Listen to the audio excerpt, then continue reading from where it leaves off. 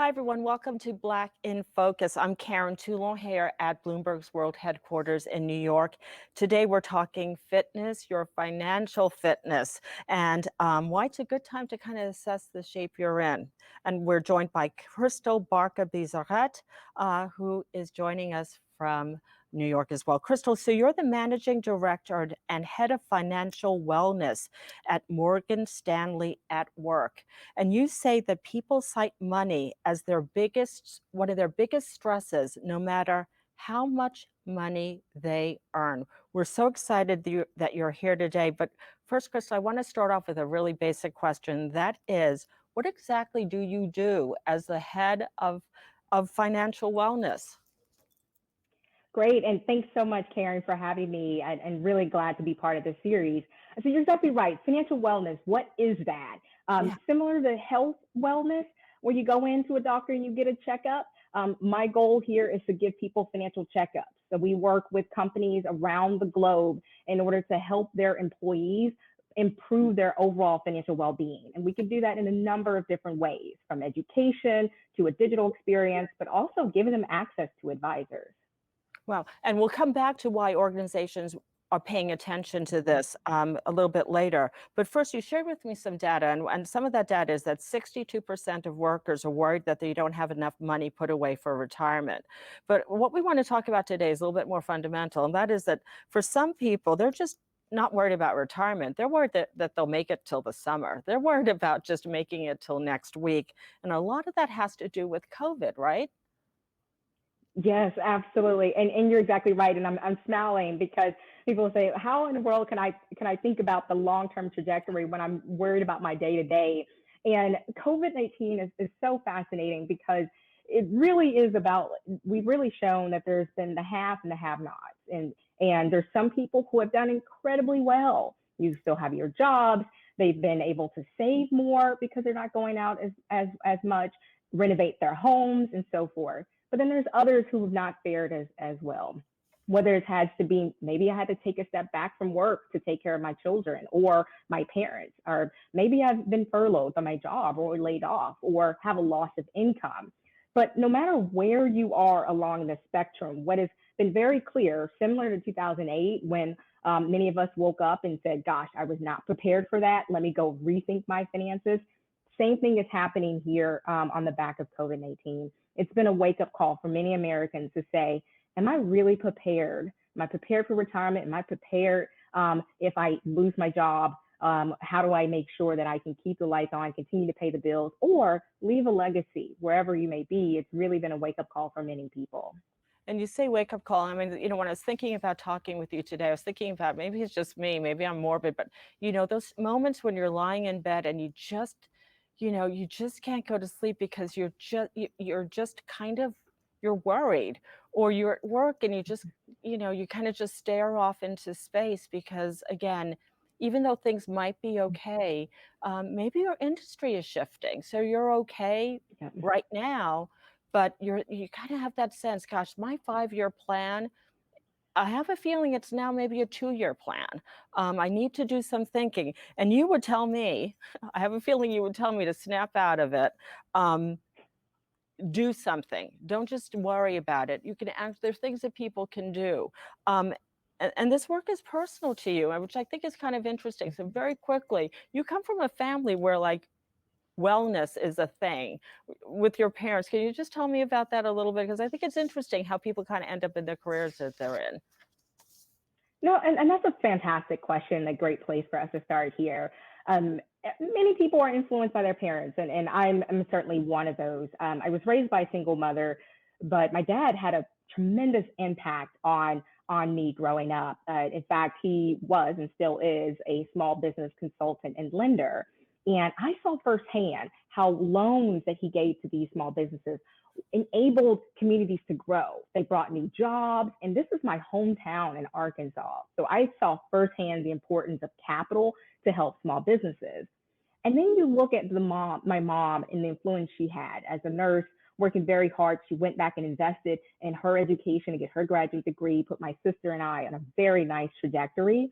And so I saw both of those influences come together. The role capital could play, not just in communities, but in individual circumstances. And that informed my own career path as I want to democratize financial services and make that process easier. Today, I have the best job in the world. I get to work with nurses, frontline employees, new graduates, mid-level and executive level individuals who are all trying to navigate their own money through the workplace. And we are able to do that through so many different ways. And I'm glad to be able to take all these influences and really help people just like where I grew up and where I came from.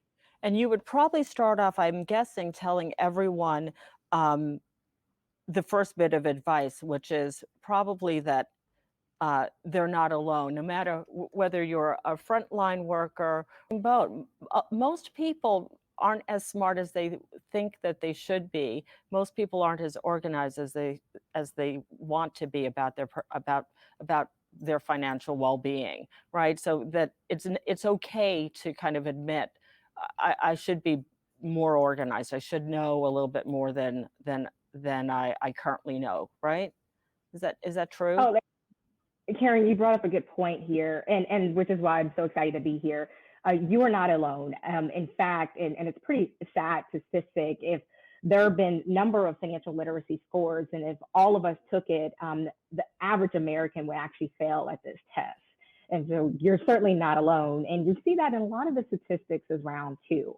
And that when we look at only 40% of people do not have 3 months of savings as a buffer. Half of us are sitting up at night worried about our own finances. And it does not disappear just because you're making more money or just because you're highly educated or have Ivy League degrees. It does not disappear.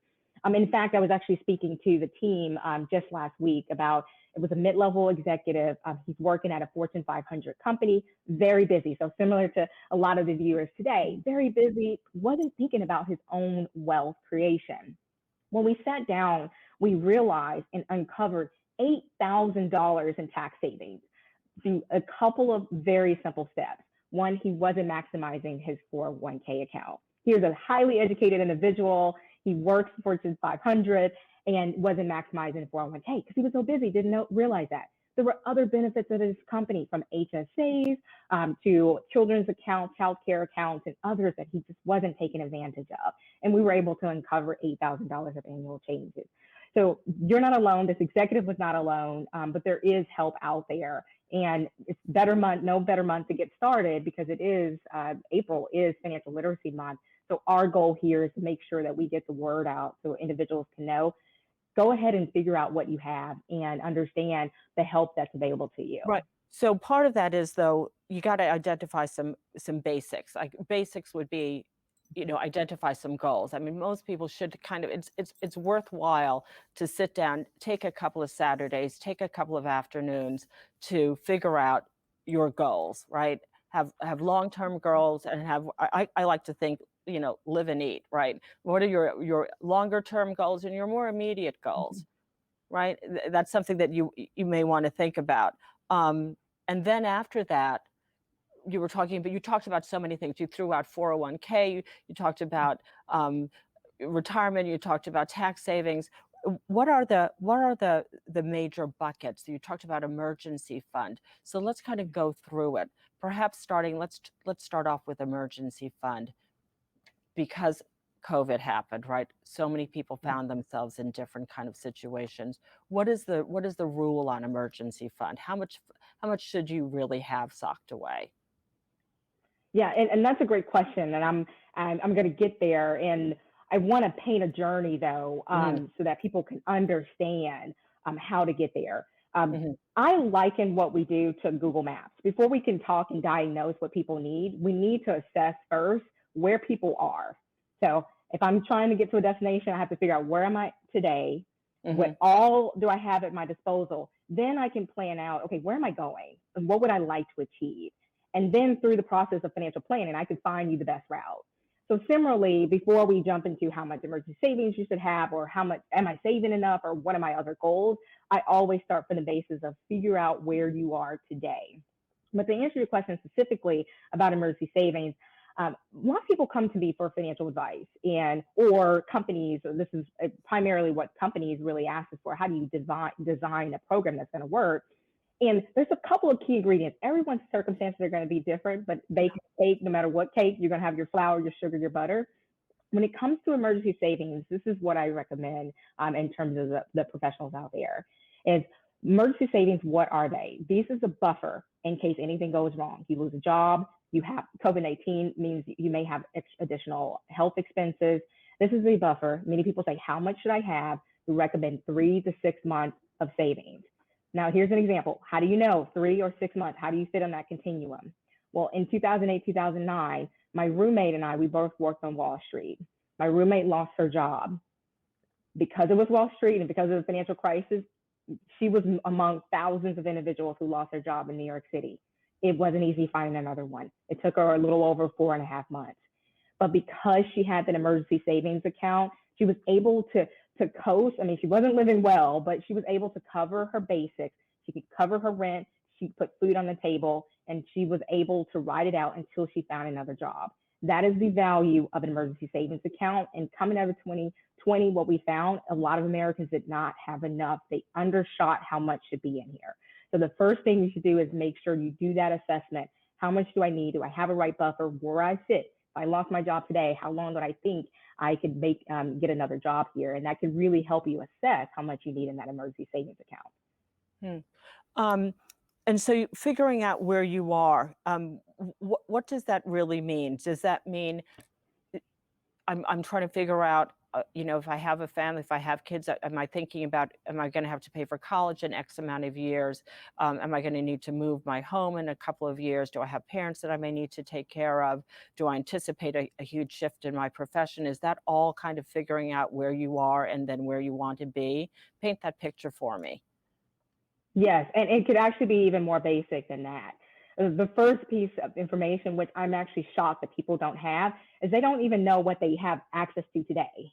So before you try to figure out what my circumstances are and how far I need to go, it's today, look at all your assets across all the different accounts that you have. What is actually there?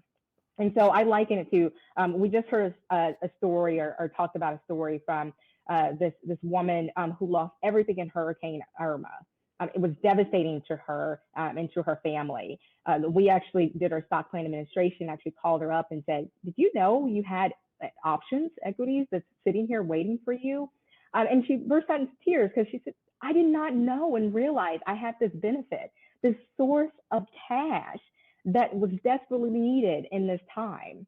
So similar to others, not all of us will have the benefit of having pots of money that are uncovered, but similar to that executive beforehand, we uncovered $8,000. I think the first thing to start out is say, what are all my benefits that I have at work? Look at all the accounts I have today. It's surprising. Some people forget about old 401k accounts from the previous employer. Do you have anything in your children's names? Think about your family. Get all that inventory first so you can understand where you're starting today. And then Karen, you're right. Then I can think about, okay, this is where I am today. Where am I trying to go? Right? I want to make sure that my family is taken care of. Well, what does that mean? Does that mean you want to help someone go to college? Or does that mean you want to give them a little assistance but not pay for their full college? You want to help nieces and nephews? And so forth. You can start to plan along those lines.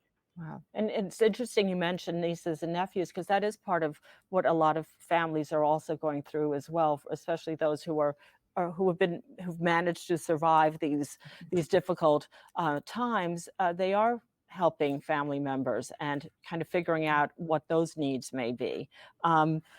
So you've kind of gone through figuring out what you might need, figuring out what the needs might be of your broader family. Where do you go for help? Clearly, your company provides support. Other companies provide support as well. But there are a host of other places as well: professional organizations, sororities, fraternities. A lot of places have these types of financial planning, for financial advice services. And they've been ramping them up. Why now? Why all this activity around financial wellness? Yes. So I'll answer your first question too, where people can go, and then why now, because they really play nicely with each other. On the first component of where can people go, if there's one thing the audience takes back today, if you're part of the leader, check for employee benefits. I'm every day how there's many offers very, very benefits in what for in addition to this 401k or 3 plan they have. Maybe preparation services or breathing. Karen talking about retirement and We're having audio problems with you, Krystal. So I'm going to just stop there for a second and just I'm going to I have a sense, I know what you're saying is, I think you're going to be a huge proponent of making sure that people check where they are right now. If they are working, if they have an employer, check in with that employer or check in with that professional organization to see what they offer and take full advantage of whatever is available in-house. And often those are available through maybe through believe it or not, through a HR function or through a diversity and inclusion office. Those services are available, and I know that's something that you're going to be a huge proponent of. Any other advice? And hopefully your audio will be back with us. Yes. Are you hearing me clearly? Oh, you're still cutting out. I think that we may have lost you, so I think we're going to have to call it there, unless there's something we can do on our end. So just to recap, really sit down and think about where you are now, and take stock of everything that you can.